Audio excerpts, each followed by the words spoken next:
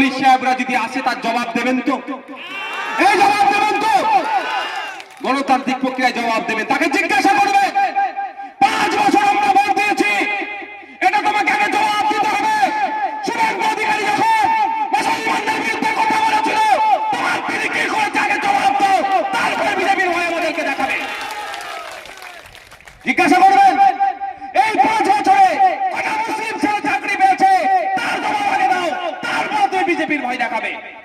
তুমি বিজেপির ভয় দেখাচ্ছ আর মুসলমানদের চাকরি নয়, তুমি বিজেপির ভয় দেখাচ্ছ, আদিবাসীদের চাকরিগুলো বিক্রি হয়ে যাচ্ছে। তুমি বিজেপির ভয় দেখাচ্ছ, এসসিদের চাকরিগুলো বিক্রি হয়ে যাচ্ছে।